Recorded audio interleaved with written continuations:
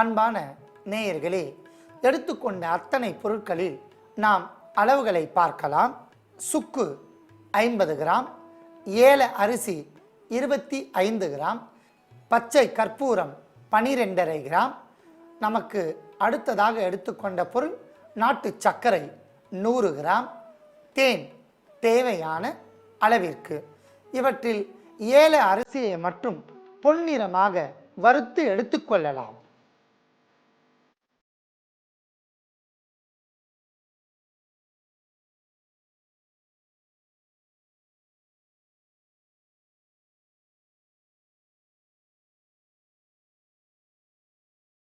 அன்பான நேயர்களே, இது ஒரு அற்புதமான காயகற்ப மருந்து.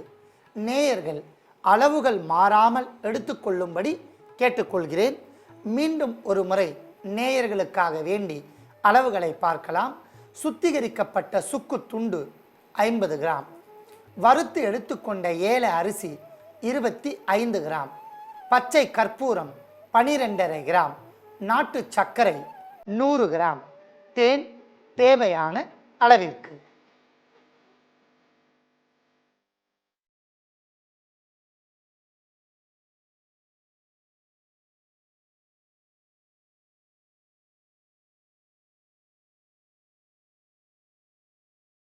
அன்பான நேயர்களே, பொன்னிறமாக வறுத்துவிட்ட ஏல அரிசியை தனியாக எடுத்துக்கொள்ளலாம்.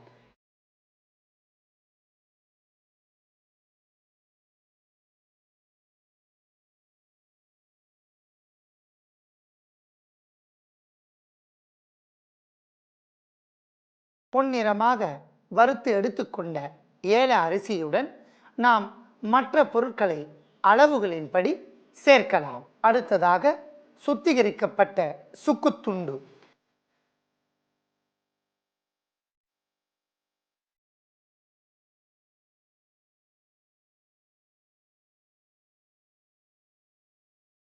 அடுத்ததாக பச்சை கற்பூரம்,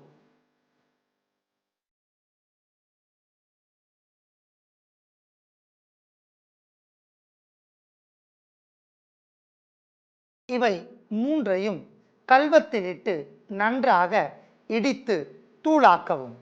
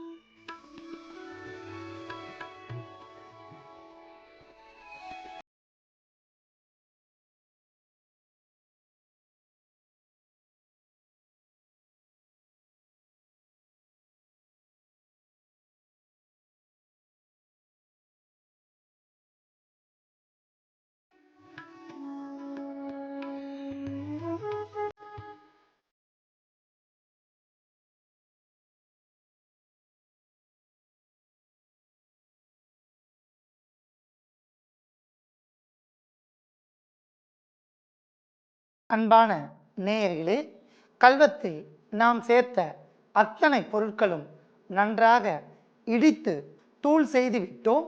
இதை நாம் எடுத்துக்கொள்ளலாம்.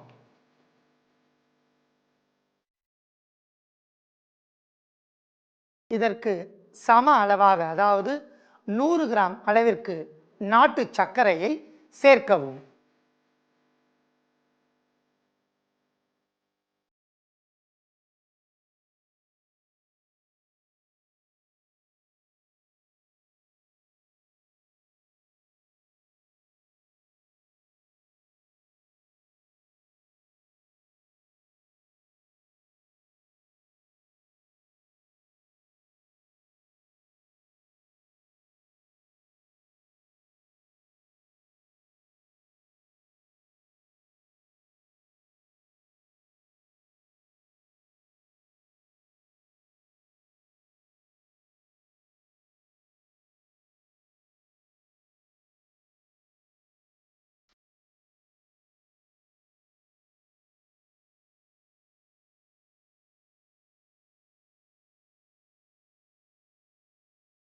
அன்பான நேயர்களே, அதி அற்புதமான நறுமணமும் எண்ணற்ற மருத்துவ குணங்களும் கொண்ட இந்த சூரணம் எப்பேற்பட்ட குன்ம நோயும் நீக்க வல்லது.